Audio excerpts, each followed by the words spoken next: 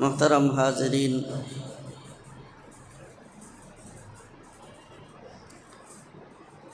अल्लाह पाक रब्बुल आलमीन मानव जातिर जन्य गोटा पृथिवीर समस्त मखलूक के তাদের অধীনস্থ করে দিয়েছেন, তাদের সেবক বানিয়ে দিয়েছেন। এই মহাবিশ্বের সব কিছু মানুষের সেবক। চন্দ্র সূর্য থেকে শুরু করে গাছপালা, এক কথায় আল্লাহর যত সৃষ্টির কথা আমরা জানি সব হলো মানুষের সেবক। এগুলো আল্লাহ পাক মানুষের অনুগত করে দিয়েছেন বলেই আমরা এগুলোর দ্বারা উপকৃত হতে পারি। এগুলো আমাদের সেবা করে। আল্লাহ বলেন, ওয়াসাখখারা লাকুম মা ফিস সামাওয়াতি ওয়া মা ফিল আরদি জামিআ।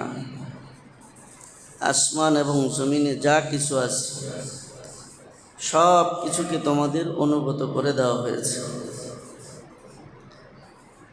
আমা বিকুম মিন নি'মাতিন ফামিনাল্লাহ। তোমরা তোমাদের জীবনে যত নিয়ামত পাও সবগুলো আল্লাহর পক্ষ থেকে।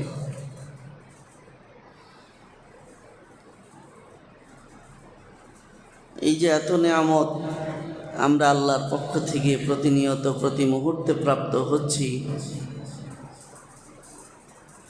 আল্লাহ পাকের সমস্ত সৃষ্টি মহাবিশ্বে সব আমাদের সেবা করে যাচ্ছে। এর বিনিময়ে আমাদের কাছ থেকে আল্লাহ পাকের চাওয়াটা কি? এসব নিয়ামতের মোকাবেলায় বান্দা হিসাবে আমাদের করণীয় কি? আমাদের করণীয় যে সব নিয়ামতের মোকাবেলায় আমরা সদা সর্বদা তাকে স্মরণ করব, সদা সর্বদা তার সামনেই মাথা নত করব, তার দাসত্ব এবং গোলামি করে আমরা আমাদের জীবনটাকে কাটাবো। এটাই হলো নিয়ামতের মোকাবেলায় আমাদের কাছে আল্লাহ পাকের চাওয়া।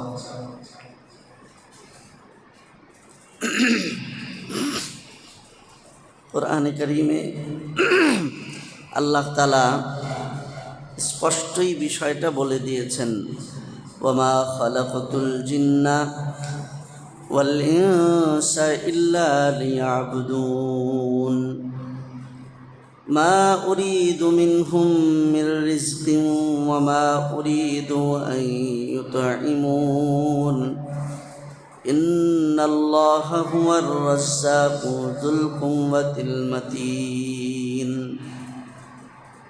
আল্লাহ তাআলা বলেন, আমি তোমাদেরকে যা কিছু দিয়েছি এর মোকাবেলায় এটা আমি চাই না যে তোমরা আমাকে এগুলোর বিনিময়ে প্রদান করো, অথবা আমি তোমাদের কাছে এটা চাই না যে আমি যেমন তোমাদেরকে খাওয়াই তো তোমরাও আমাকে খাওয়াও, আমি যেমন তোমাদেরকে পান করাই তো তোমরাও আমাকে পান করাও,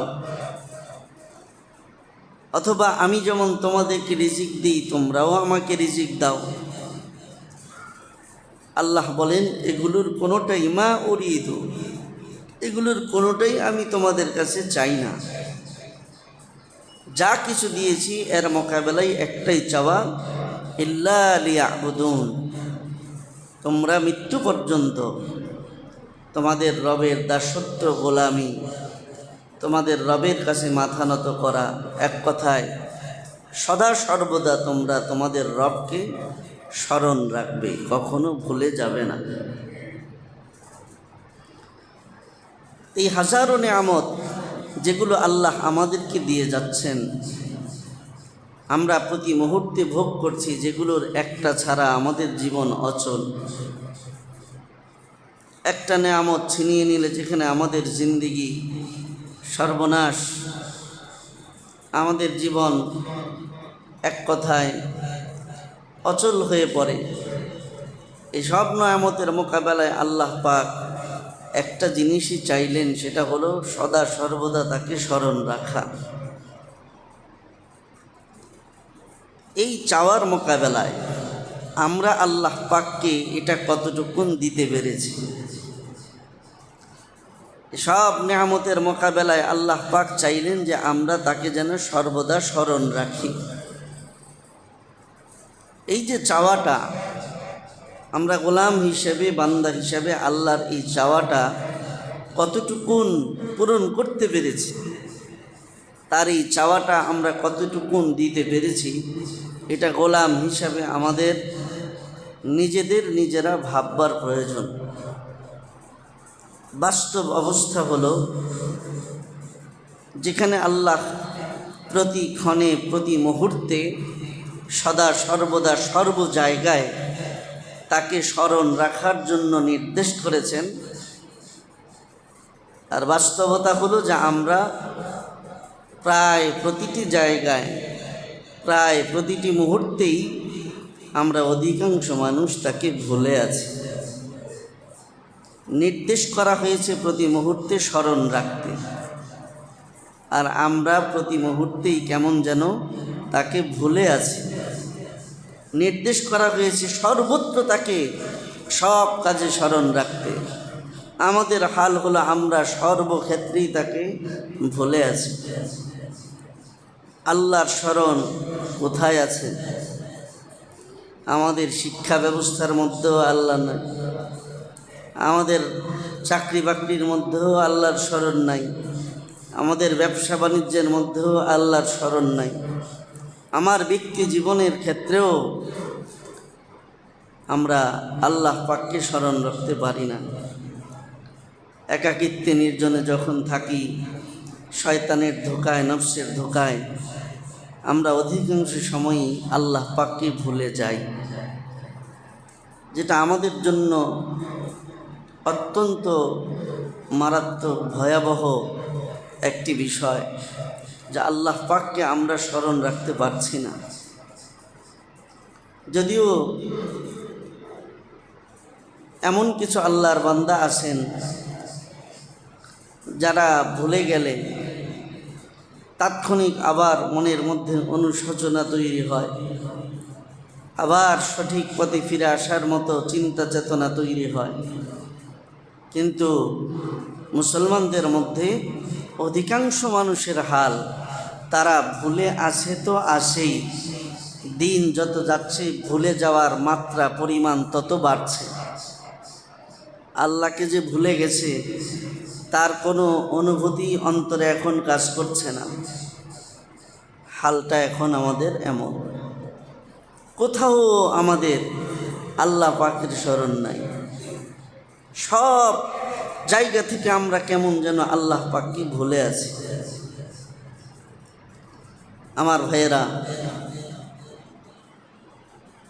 এই যে ভুলে যাওয়া, আল্লাহ পাককে স্মরণে না রাখা, এটার পরিণাম কতটা ভয়াবহ। আল্লাহকে ভুলে যাওয়ার পরিণাম একটা গোলাম বান্দার জন্য কতটা অশনি সংকেত, কোরআন এবং হাদিসে আল্লাহ পাক রব্বুল আলামিন স্পষ্টভাবে সেগুলোও তুলে ধরেছে। আমার ভাইয়েরা,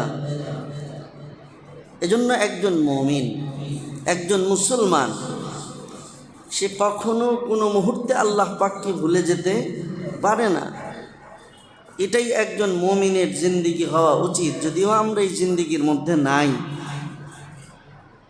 কিন্তু আল্লাহকে ভুলে একটা মুহূর্ত আমাদের অতিক্রম হবে, একটা মুহূর্ত পার হবে, এটা একটা মুমিনের জীবন হতে পারে না। বরং এখন তো আরও দুঃখজনক হলেও বাস্তব যে বিভিন্ন জায়গায় এমন স্লোগানও এখন দেখা যায়, বিভিন্ন মানুষের মুখে এখন এমন কথাও শোনা যায় যে তারা বলে ফেলে যে অমুক কথা বলতে বলতে, অমুক স্লোগান দিতে দিতে, অমুকের আদর্শে থাকতে থাকতে যেন আমার মরণ হয়, আমি যেন এই স্লোগান দিতে দিতে মরি, আমি যেন এই অমুকের নাম নিতে নিতে মরি, আমি যেন অমুকের আদর্শে থাকা অবস্থায় মরি। এগুলো এখন মুমিনের জবানের কথা, অথচ একজন মুমিনের কথাটা এমন হওয়া উচিত ছিল। ক্বালান নবিয়্যু সাল্লাল্লাহু আলাইহি ওয়াসাল্লাম মান কানা আখিরু কালামিহি লা ইলাহা ইল্লাল্লাহ দাখালাল জান্নাহ। আল্লাহর নবী বলেন, যেই ব্যক্তির জিন্দেগির শেষ কথা হবে এটা যে লা ইলাহা ইল্লাল্লাহ মুহাম্মাদুর রাসূলুল্লাহ দাখালাল জান্নাহ, সে বিনা হিসাবে আল্লাহর জান্নাতে চলে যাবে। তাহলে আমার আপনার জীবনের পণ, জীবনের প্রতিজ্ঞা, আমার আপনার মনের আকাঙ্ক্ষা এটাই তো হওয়া উচিত ছিল যে আমার জীবনের শেষ কথা যেন কি হয়, লা ইলাহা ইল্লাল্লাহ, আল্লাহর নামে যেন আমার জীবনটা শেষ কথা হয়। কিন্তু আমরা কতটা গাফেল, আল্লাহর স্মরণ থেকে কতটা দূরে, যে জিন্দেগিতে আল্লাহকে তো ভুলে আছি, জীবনের শেষ মুহূর্তেও আমি যেন অমুকের নাম, অমুকের স্লোগান দিতে দিতে, এই কথা বলতে বলতে মরি, এমনটা আমি মনে মনে এখন ব্যক্ত করি। আল্লাহর স্মরণ থেকে আমরা কতটা দূরে। আমার ভাইয়েরা, একজন মুমিন তার অন্তরে সে এই ইচ্ছা পোষণ করবে যে যেই জিনিস আমাকে আল্লাহর স্মরণ থেকে দূরে সরিয়ে রাখে ওইটা কখনো আমার হবে না, যেটা আমাকে আল্লাহর স্মরণ ভুলিয়ে দেয় ওইটা কখনো আমার কাছে প্রিয় হবে না, যেই জিনিস আল্লাহর স্মরণ থেকে আমাকে গাফেল রাখবে ওই জিনিস কখনো আমার কাছে আমি রাখবো না। হযরতে ওমর ফারুক রাদিয়াল্লাহু আনহু তিনি একদিন খেজুর বাগানে কাজ করছেন, তো কাজ করতে করতে একটু দেরি হয়ে গেছে। তো উনি কাজ শেষ করে যখন মসজিদে নববীতে আসলেন, এসে দেখেন যে মসজিদে জামাতটা শেষ হয়ে গেছে। হযরত ওমর ফারুক রাদিয়াল্লাহু আনহু ভিতরে ভিতরে অনুতপ্ত হলেন, অনুশোচিত হলেন, আর মনে মনে ভাবছেন এই খেজুর বাগান, এই বাগানে কাজ করতে গিয়ে আজকে আমার জামাত ছুটে গিয়েছে। এই খেজুর বাগানের পিছনে আমি মেহনত করতে গিয়ে আমি আমার জামাতকে হারিয়ে ফেলেছি। এটা তো আমার না, যেটা আমাকে আল্লাহর স্মরণ থেকে দূরে সরিয়ে রাখবে ওইটা তো আমার না, ওইটা কখনো আমি আমার নিজের কাছে রাখতে পারি না। যেই খেজুর বাগানে উনি সারাদিন কাজ করলেন, আর কাজ করতে গিয়ে জামাত ছুটে গেল, হযরত ওমর ফারুক রাদিয়াল্লাহু আনহু সাথে সাথে এসে ওই খেজুর বাগানটাকে তিনি দান করে দিলেন। আর তিনি চিৎকার করে বললেন, যেই খেজুর বাগান আমাকে আল্লাহর স্মরণ থেকে গাফেল রেখেছে ওইটা কখনো আমি আমার কাছে রাখতে পারি না, তাই আমি এটা দান করে দিলাম। আমাদের দুনিয়ার কত জিনিস এমন পাওয়া যাবে যেগুলো আল্লাহর স্মরণ থেকে আমাদেরকে গাফেল করে রেখেছে। আমার চাকরি, আমার ব্যবসা, আমার রাজনীতি, আমার ঘরবাড়ি, এমনকি আমার সন্তান সন্ততি, এরাও আল্লাহ থেকে গাফেল হওয়ার কারণে, এখন সন্তানের কারণেও আমরা অনেকে এখন আল্লাহর স্মরণ থেকে গাফেল হয়ে আছি সন্তানের কারণে। তো সাহাবীদের আমল ছিল এমন, যেটা কি তারা আল্লাহর স্মরণে বাধা মনে করতেন, ওইটা নিজের মনে করতেন না। আমরা এমন হাজারো জিনিসকে আপন বানিয়ে রেখেছি যেগুলো আল্লাহর স্মরণ থেকে বাধা, যেগুলো আল্লাহর স্মরণ থেকে আমাকে আপনাকে গাফেল করে রেখেছে। সব আমার আপন, কেমন যেন আল্লাহ আমাদের কাছে পর।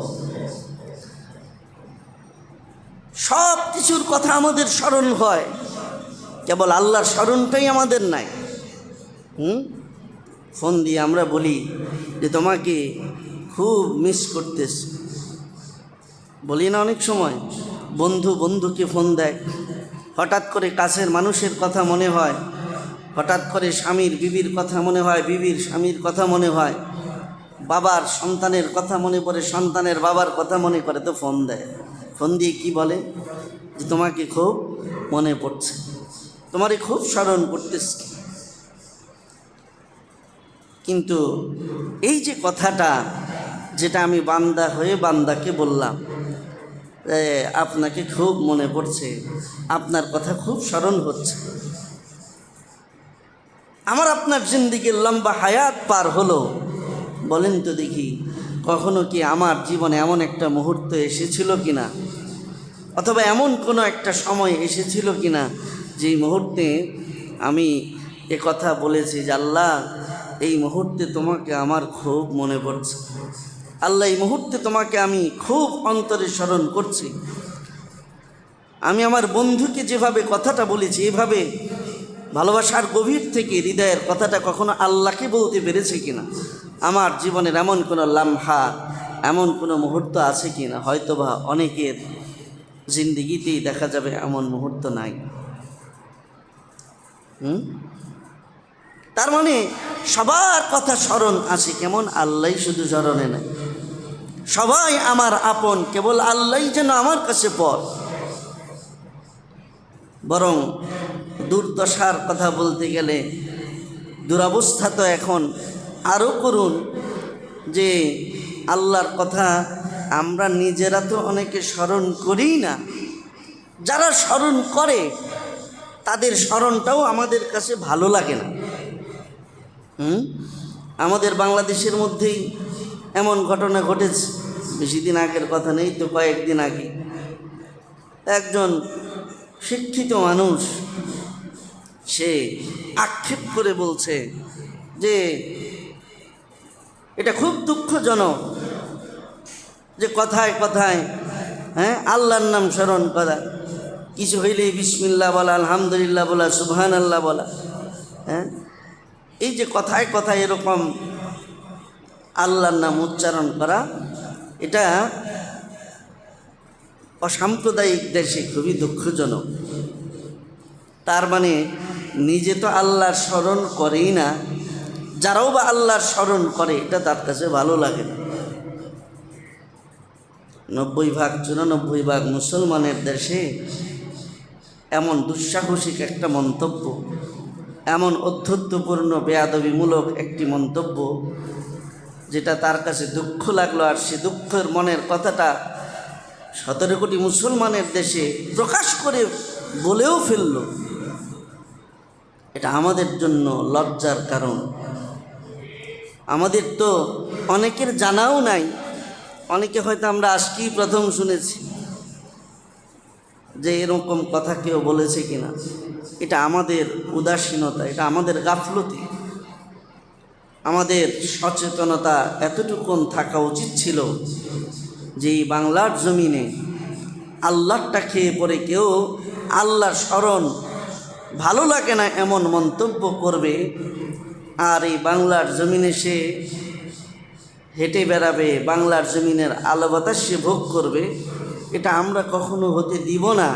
এমন মন মানসিকতা আমাদের থাকা উচিত ছিল, আমরা অনেকে জানি না। আমার ভাইয়েরা, এই যে মন মানসিকতা, আল্লাহর স্মরণ ভালো না লাগা, এরকম বহু মানুষ আছে কথার মধ্যে আল্লাহর নাম নিলে, কোরআন হাদিসের রেফারেন্স দিলে এটা বিরক্তি লাগে। অনেকে এর মধ্যে জঙ্গি ভাবও খুঁজে পায়, কিন্তু মনীষীদের কথা কোট করে সেখানে রেফারেন্স হিসেবে দিলে এটা খুব ভালো লাগে। কোরআন হাদিসের রেফারেন্স দিলে এটা সাম্প্রদায়িক মনে হয়। রবি ঠাকুরের রেফারেন্স দিলে, শেক্সপিয়রের রেফারেন্স দিলে এটা খুব ভালো লাগে। আল্লাহ তাআলা কোরআনে ওই কথাটা বলেছেন, ওয়া ইজা যুকিরাল্লাহু ওয়াহদাহু ইশমাআজ্জাত কুলুবুল্লাযীনা লা ইউমিনুনা বিল আখিরাহ ওয়া ইযা যুকিরাল্লাযীনা মিন দুনিহি ইযা হুম ইস্তাবশিরুন। যে এমন কিছু লোক আছে যাদের সামনে আমি আল্লাহর কথা উচ্চারিত হলে ওদের কাছে বিরক্ত লাগে, ওদের কাছে অসহ্য লাগে, ওদের কাছে এটা ভালো লাগে না।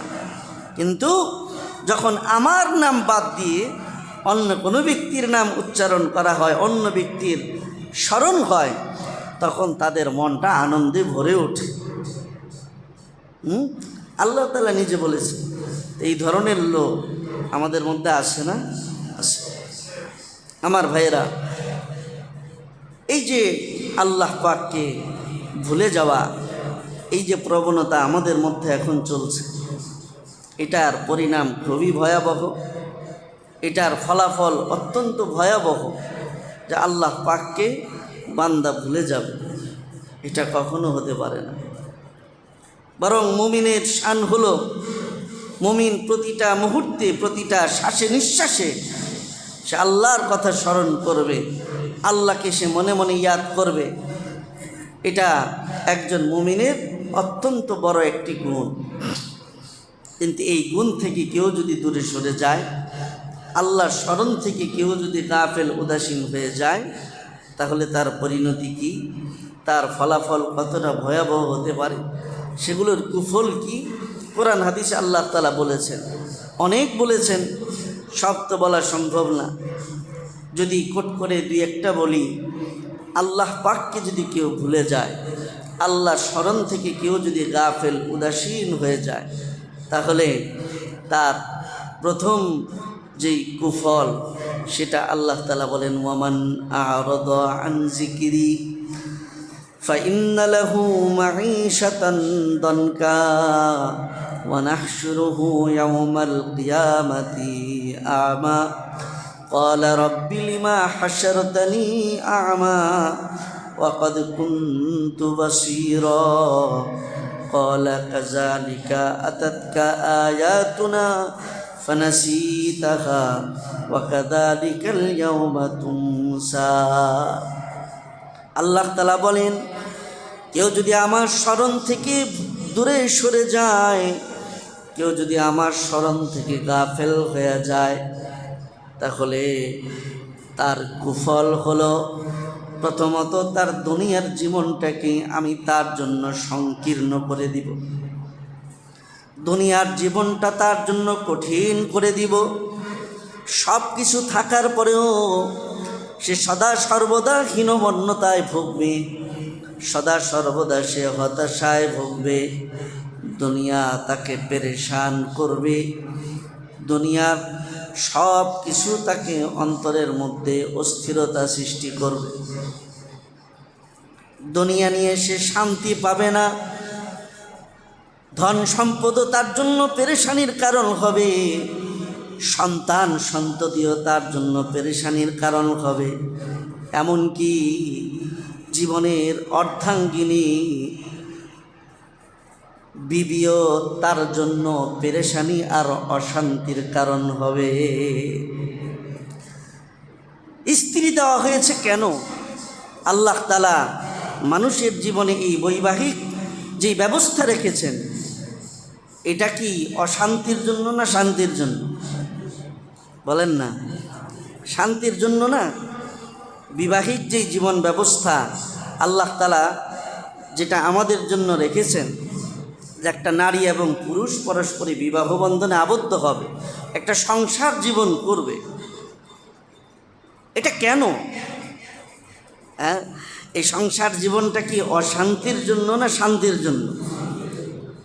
কিন্তু এই বাস্তব বিষয়গুলো আমরা এড়িয়ে যাই, এই বিষয়গুলোর মধ্যে আমরা কোনো চিন্তা ফিকির ঢালতে চাই না। যে যেখানে আল্লাহ তাআলা কোরআনে বলিয়ে দিয়েছেন, হুন্না লিবাসুল লাকুম ওয়া আনতুম লিবাসুল লাহুম, যে তারা তোমাদের জন্য শান্তির কারণ, তোমরা তাদের জন্য শান্তির কারণ, তাদেরকে তোমাদের জন্য দিয়েছি যাতে করে তোমরা প্রশান্তি লাভ করতে পারো। তার মানে বিবাহিত জীবনটা হবে শান্তির, কিন্তু এখন বলুন যে আমাদের অধিকাংশ মানুষের বিবাহিত জীবনের ব্যাপারে ফিলিংসটা কি? অধিকাংশ মানুষের, বিশেষ করে এই প্রজন্মের সংসার জীবন যারা করছে তাদের সাংসারিক জীবনের ফলাফলটা কি? অধিকাংশ মানুষের মুখেই এই কথা শুনবেন, শান্তি নাই। ঠিক না? শান্তি নাই। হয় স্বামী নিয়ে অশান্তি অথবা বিবি নিয়ে অশান্তি। তা আল্লাহ তাআলা বিবাহিত জীবনটা দিলেন শান্তির জন্য, এটা আপনার জন্য অশান্তি হবে কেন? এখন অনেকে বলে ভাই বিবাহিত জীবন ছাড়া একলাই ভালো আছিলাম। আবার অনেকে বলে আর জীবনে এই যে বিবাহ জীবন শেষ করছি আর বিয়েই করবো না, একলাই ভালো। বলে কি না? অনেক বলছে। অনেক কেন? এটা এত অশান্তির কারণ, এটা এত বিরক্তির কারণ, অনীহার কারণ কেন হবে? অথচ বিবাহ আল্লাহ তাআলা দিয়েছেন প্রশান্তি লাভ করার জন্য, শান্তির জীবনের জন্য। আমার ভাইয়েরা, এই সত্যগুলোকে আমরা এড়িয়ে যাই বিধায় এগুলোর সমাধান আমরা খুঁজে বের করতে পারি না। আমরা হয়তো তদবিরের কাছে যাই, তদবিরের জন্য যাই, হ্যাঁ, কেউ হুজুরের কাছ থেকে সমাধান করতে না পারলে কেউ যায় হইল সেই ব্রাহ্মণের কাছে, কুফরি কালাম করে হলেও সমাধানের চেষ্টা করে। কিন্তু আসলে মূল সমস্যা কোথায়? এই সত্যটা আমরা ঘাঁটি না, এই সত্যটা আমরা চিন্তা করি না, এটাকে এড়িয়ে যাই বিধায় আমরা মূল সমাধান পাই না। আমার ভাইয়েরা, আল্লাহ তাআলা বলে দিয়েছেন এটার মূল কারণ আমাকে ভুলে যাওয়া। এটার মূল কারণ আমাকে ভুলে যাওয়া। ওয়ামান আরাদা আন যিকরি ফাইন্না লাহু মাঈশাতান দানকা ওয়া নাহশুরুহু ইয়াওমাল কিয়ামাতি আ'মা ক্বালা রাব্বি লিমা হাশারতানি আ'মা ওয়া ক্বাদ কুনতু বাসীরা ক্বালা কাযালিকা আতাতকা আয়াতুনা ফানাসিতাহা ওয়া কাযালিকাল ইয়াওমা তুনসা। যতদিন পর্যন্ত বান্দা আল্লাহর স্মরণে ফিরে না আসবে, আল্লাহর স্মরণে জীবন না কাটাবে, ততদিন পর্যন্ত আল্লাহর পক্ষ থেকে শাস্তি তার জীবনটাকে আল্লাহ তাআলা সংকীর্ণ করে দেবেন, পেরেশান করে দেবেন তার জীবনটাকে। এজন্য পারিবারিক জীবনে শান্তি চাইলে, ব্যবসায়িক জীবনে সফল হতে চাইলে, মানুষ হিসাবে সফল হতে চাইলে, মনে প্রশান্তি লাভ করতে চাইলে আল্লাহ স্মরণ ছাড়া বিকল্প কোনো রাস্তা নাই। আর আল্লাহর স্মরণ বলতে কি তসবিহ হাতে নিয়ে খালি আল্লাহ আল্লাহ জিকির না, এটা অবশ্যই জিকির। ইবাদত বন্দেগী, নামাজ রোজা যেটা করি এটাও জিকির, কিন্তু আল্লাহ তাআলা যে সদা সর্বদা প্রতি মুহূর্তে স্মরণ রাখতে বললেন তাকে, তো আপনি কি 24 ঘন্টায় জিকির করবেন? আপনি কি 24 ঘন্টায় নামাজ রোজা করবেন? অথচ নামাজ রোজার নির্দিষ্ট টাইম আছে, জিকির আপনি হয়তো 24 ঘন্টার একটা সময় করবেন, কিন্তু আল্লাহর নির্দিষ্ট হলো প্রতি মুহূর্তে সে কী করবে? আল্লাহর জিকির করবে। তাহলে এই নির্দেশ আপনি বাস্তবায়ন করবেন কিভাবে? আমার ভাইয়েরা, জিকির বলতে, আল্লাহ স্মরণ বলতে শুধু তসবিহ হাতে নিয়ে সুবহানাল্লাহ আলহামদুলিল্লাহ এটা জিকির না, এটা জিকিরে খাস। এটা অবশ্যই একটা জিকির, কিন্তু এটা একটা খাস জিকির। কিন্তু জিকিরে মুতলাক, যে এটা প্রতি মুহূর্তে আল্লাহকে স্মরণ রাখা যায়, এই জিকির তাসবিহ দিয়ে আর নামাজ রোজা দিয়ে সীমাবদ্ধ নয়। প্রতি মুহূর্তে আল্লাহকে যে জিকির, আল্লাহকে যে স্মরণ করতে বলা হয়েছে, এই জিকির, এই স্মরণের মানে হলো আমার জীবনের প্রত্যেকটা কাজ করার আগে আল্লাহকে স্মরণ রাখা। প্রত্যেকটা কাজ করার আগে আল্লাহকে স্মরণ রাখা। সেটা আপনি ঘুমাতে যান, ঘুমের সময়ও আল্লাহকে স্মরণ করে ঘুমাবেন, ঘুম থেকে উঠেও আল্লাহকে স্মরণ করবেন, বাথরুমে যাবেন সেখানেও আল্লাহকে স্মরণ করবেন। দোয়া আছে না? বাথরুমে যাওয়ার সময়ও দোয়া আছে, বের হওয়ার সময়ও দোয়া আছে। প্রত্যেকটা দোয়ার মধ্যে আল্লাহর নাম আছে কিনা বলে? হ্যাঁ, আপনি যখন ঘুমাতে যাবেন এখানে আল্লাহর নামের দোয়া আছে না? আল্লাহুম্মা বিস্মিকা আমুতু ওয়া আহইয়া, এই যে আল্লাহর নামের দোয়া। আপনি ঘুম থেকে উঠেন, আলহামদুলিল্লাহিল্লাযী আহইয়ানা বা'দা মা আমাতানা ওয়া ইলাইহিন, আলহামদুলিল্লাহ, শুরুতেই কার নাম? আল্লাহর নাম। আপনি বাথরুমে যান, আল্লাহর নাম। বাথরুম থেকে বের হবেন, আলহামদুলিল্লাহিল্লাযী আযহাবা আন্নিল আযাবা, আল্লাহর নাম। খাবার শুরু করবেন, বিসমিল্লাহি ওয়া আলা বারাকাতিল্লাহ। খাবার শেষ করবেন, আলহামদুলিল্লাহিল্লাযী আত'আমানি ওয়া সাকানি ওয়া জাআলানি মিনাল মুসলিমিন। কোন জায়গায় দোয়া নাই বলেন? ঘর থেকে বের হবেন, বিসমিল্লাহি তাওয়াক্কালতু আলাল্লাহ। মসজিদের ভিতরে ঢুকবেন, আল্লাহুম্মা আফতাহলি আবওয়াবা রাহমাতিক। কোন জায়গায় দোয়া নাই? কোন জায়গায় আল্লাহর স্মরণ নাই? তার মানে মুমিনের জিকির এটা শুধুমাত্র সুবহানাল্লাহ, আলহামদুলিল্লাহ, তাসবিহর সাথে অথবা নামাজ রোজার নির্দিষ্ট কিছু ইবাদত বন্দেগীর সাথে সীমাবদ্ধ নয়। প্রতিটা কাজের মধ্যেই আল্লাহর স্মরণ আছে। যেখানে দোয়া নাই, আপনি বলবেন যে হুজুর ঘুষ খাওয়ার সময়, ঘুষের টাকা নেওয়ার সময় তো কোনো দোয়া নাই। সুদ খাওয়ার সময়, সুদের টাকা নেওয়ার সময় তো দোয়া নাই, তো ওইখানে আল্লাহর স্মরণ করবো কেমনি? একটা দোয়া পয়রা যদি নিতাম তাহলে এখানে আল্লাহর স্মরণ হইত। আমার ভাইরা, ওইখানে আল্লাহর জিকির, আল্লাহর স্মরণ হবে এভাবে। যখন আপনার সামনে বান্ডেলটা আসবে আপনি তখন চিন্তা করবেন যে এটা যদি নেই তা আমার মালিক নারাজ হবে, তাই এটা নেওয়া যাবে না। এটাই হলো জিকির, ঠিক না? এটাই হলো জিকির, এটাই হলো স্মরণ। যখন টেবিলের নিচ দিয়ে আপনাকে ঘুষ দেওয়া হবে তখন নেওয়ার সময় দোয়া না, তখন নেওয়ার সময় এটা চিন্তা করা যে এটা নিলে আল্লাহ পাক দেখতেছেন, তিনি দেয় নিব না। এটাই জিকির, এটাই স্মরণ। এই স্মরণটার কথাই আল্লাহ পাক কোরআনে বলেছেন যে বান্দা প্রতি মুহূর্তে আল্লাহকে স্মরণ রাখবে। আপনি দোকানে বসে ব্যবসা করছেন, আপনি কাস্টমার আরেক দিকে তাকায় আছে, আপনি 50 গ্রাম ওজনে কম দিয়ে দিলেন, 10 গ্রাম ওজনে কম দিয়ে দিলেন।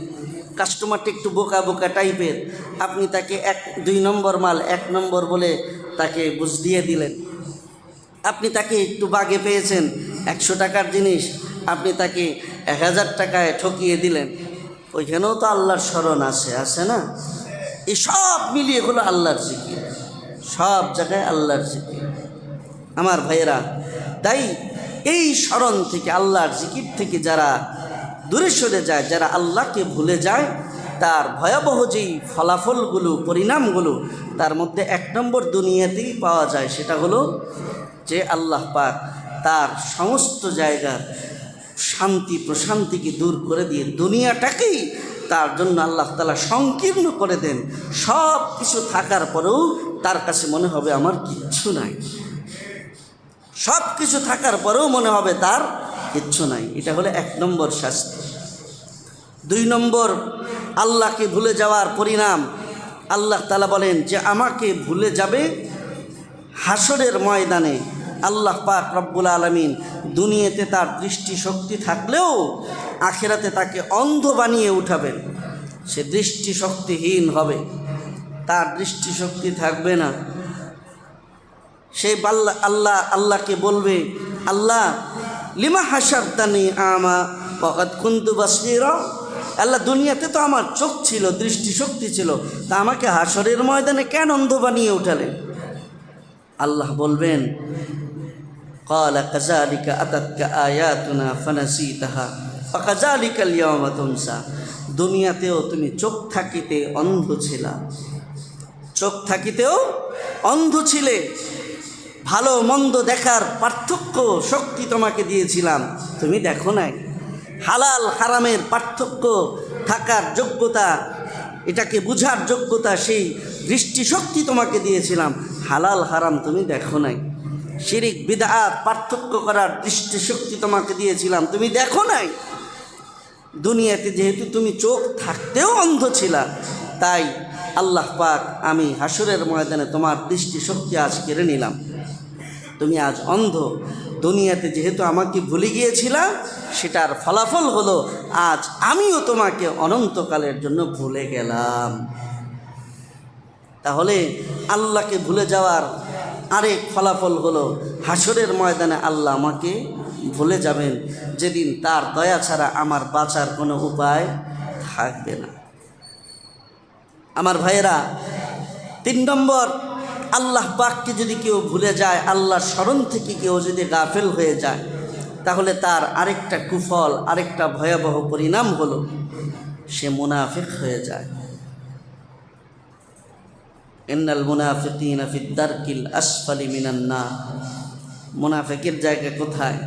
জাহান্নামের সর্বনিম্ন স্তরে। কাফির যেখানে থাকবে তার চেয়েতেও খারাপ জায়গায় থাকবে কে? মুনাফিক। যে ব্যক্তি আল্লাহর স্মরণ থেকে দূরে সরে যায় তার নাম মুনাফিকের খাতায় উঠে যায়, সে আর মুসলমান থাকে না। তাহলে আমার ভাইয়েরা, মুসলমানের খাতায় নাম লিখিয়ে রাখতে চাইলে আল্লাহ পাকের স্মরণ থেকে গাফেল থাকা যাবে না। আল্লাহ পাকের স্মরণ থেকে কেউ যদি দূরে সরে যায় তাহলে তার আরেকটা পরিণাম হলো তাকওয়ার ধন আল্লাহ তাআলা তার থেকে ছিনিয়ে নেন। তাকওয়া তার কাছে থাকে না। আপনি বলবেন তাকওয়া না থাকলে কী হয়েছে, মুসলমান থাকলেই হয়েছে, মুত্তাকি হইতে না পারলাম, অন্তত মুসলমানের খাতায় নাম থাকলেও তো চলল। হ্যাঁ আমার ভাইয়েরা, আল্লাহ তাআলা যদি কারো কাছ থেকে তাকওয়ার ধনটা ছিনিয়ে নেন তাহলে তার ফলাফলটা কি হবে? তার ফলাফল হবে তার কোনো আমল আল্লাহর দরবারে কবুল হবে না। আর তার কোনো আমল কবুল না হওয়ার কারণে তার ফলাফল পরিণাম হলো সে সোজা জাহান্নামে যাবে। কারণ আল্লাহ তাআলা কোরআনে বলেছেন, ইন্নামা ইয়াতাকাব্বালুল্লাহু মিনাল মুত্তাকিন। আল্লাহ তাআলা বান্দার আমল কবুল করেন দুনিয়াতে। কার আমল? মুত্তাকির আমলটাই কেবল কবুল করেন। নামাজ তো পড়বে আজকে অনেকেই, আমরা অনেকেই নামাজ পড়ব, কিন্তু ভাইরে সবার নামাজ কবুল হবে না, সবার সেজদা কবুল হবে না, সবার মসজিদের হাজিরি কবুল হবে না। হবে কাটটা? মুত্তাকিরটা। এই জন্য একজন মনীষী তিনি আল্লাহর কাছে সবসময় দোয়া করতেন, আল্লাহ আপনি আমার একটা আমল হইলেও কবুল করেন, একটা আমল হইলেও কবুল করেন, এতেই আমি অনেক খুশি থাকব। এই দোয়াটা যারা শুনতেন তারা ওনাকে বলতেন যে হজরত এইটা কেমন দোয়া করেন খালি আল্লাহর কাছে, যে আল্লাহ একটা আমল হইলেও কবুল করেন, তাতেই আমি খুশি। তো উনি বলতেন যে মিয়া, এই দোয়াটা আমি বুঝে শুনেই করি। আমি যে আল্লাহকে সবসময় বলি আল্লাহ আমার একটা আমল হইলেও কবুল করেন, এই কথাটা এই জন্য বলি কারণ আল্লাহ কোরআনে বলেছে যে আল্লাহ তাআলা মুত্তাকির আমল ছাড়া কারো আমল কবুল করেন না। তা আল্লাহ যদি আমার একটা আমলও কবুল করেন তাহলে তো বোঝা গেল যে আল্লাহ তাআলা আমার নামটা মুত্তাকির খাতায় উঠিয়ে দিয়েছে। সুবহানাল্লাহ।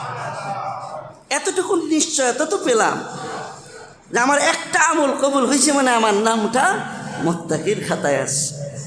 এই জন্য আমি আল্লাহর কাছে সবসময় দোয়া করি, আল্লাহ আমার একটা আমল হইলেও আপনি কবুল করেন, এতেই আমি খুশি থাকি।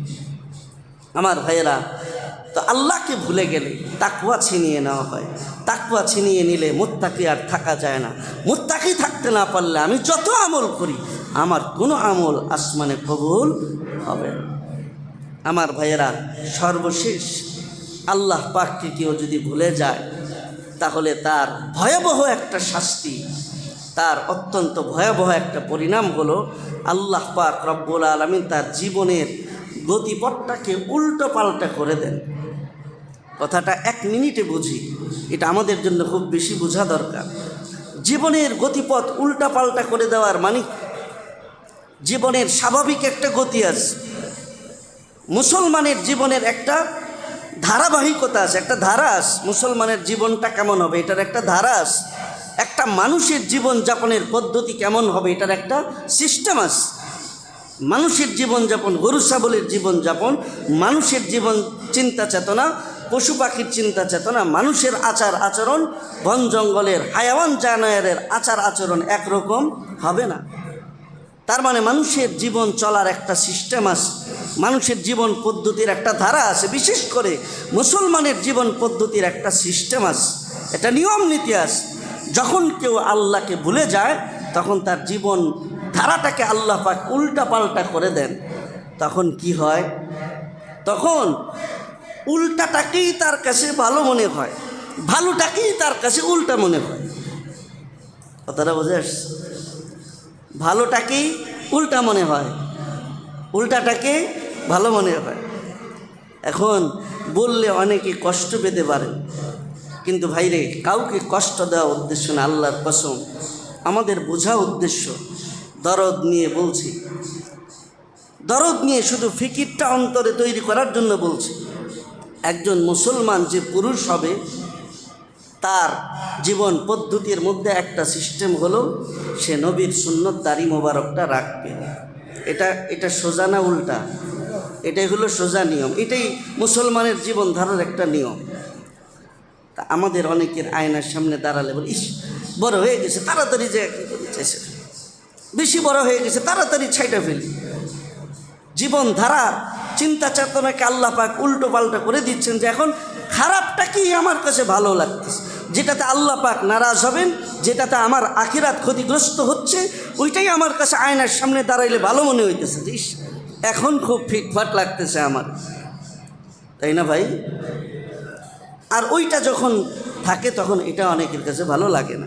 একটা সিম্পল উদাহরণস্বরূপ বললাম, এরকম একটা দুইটা না, হাজার হাজার দৃষ্টান্ত দেওয়া যাবে যে আমরা জীবনের গতিপথটা এমনভাবে উল্টাপাল্টা করেছি যে খারাপটাকে ভালো মনে হয়, ভালোটাকে খারাপ মনে হয়। এটা 1.5 বছর আগে আল্লাহর নবী বলে গেছেন সাহাবীদের সামনে যে আবার উম্মতের এমন একটা সময় আসবে যখন তারা সৎ কাজের আদেশ, অসৎ কাজের নিষেধ এটা তারা ভুলে যাবে। এরপরে আরও অধঃপতন আসবে যে তারা অসৎ কাজের আদেশ দিবে আর সৎ কাজ থেকে বাধা দিবে। এরপরে আরও ভয়াবহ অবস্থা হবে। নবীজি সাহাবীদেরকে বলেন এমন একটা সময় আমার উম্মতের মধ্যে আসবে যে তখন তার কাছে খারাপটাকেই ভালো মনে হবে আর ভালোটাকেই তার কাছে খুব খারাপ মনে হবে। আল্লাহর নবী বলেন তখনই আমার উম্মতের পতন আর ধ্বংস অনিবার্য। আজকে আমরা সেই অবস্থার মধ্যে আসছি। আমার মেয়েকে কোন পোশাকে দেখতে আমার ভালো লাগে, ইসলাম যেই পোশাককে পছন্দ করে ওইটা আমার পিতা হিসাবে ভালো লাগে না। ইসলাম যেই পোশাককে অপছন্দ করে ওই পোশাকে আমার বিবিকে, আমার কন্যাকে দেখতে আমার ভালো লাগে। জীবনের গতিপথ আল্লাহ তাআলা উল্টা পাল্টা করে দিয়েছেন। এটা আল্লাহকে ভুলে যাওয়ার পরিণাম। আমার ভাইয়েরা, কথা লম্বাচড়া করার সুযোগ নাই। যে কথাগুলো বললাম যদি কারো অন্তরে ঢুকে থাকে তাহলে সিদ্ধান্ত নিয়ে নিজের ভুলগুলো সংশোধন করে আল্লাহর গাফলতির চাদর দূরে সরিয়ে আল্লাহর দিকে আবার ফিরে আসতে হবে। আসার পথ একটাই, যাদের অন্তরে আল্লাহর স্মরণ আছে তাদের শরণাপন্ন হলে তাদের ছোঁয়ায়, তাদের সংস্পর্শে আল্লাহর স্মরণ আমার অন্তরেও বৃদ্ধি পাবে। এজন্য যখনই কোনো মজলিসের কথা শুনবো ওইখানে আল্লাহ ওয়ালারা আসবেন, ওইখানে হক্কানি আলেমরা আসবেন, আমরা সেখানে যাব, তাদের কথা শুনবো, তাদের সোহবতে যাব। ইনশাআল্লাহ গাফলতি দূর হয়ে আল্লাহর ইয়াদ স্মরণ অন্তরে বাড়বে। আল্লাহ তাআলা আমাদের সবাইকে তৌফিক দান করেন। ওয়া আখিরু দাওয়ানা আলহামদুলিল্লাহি রাব্বিল আলামিন।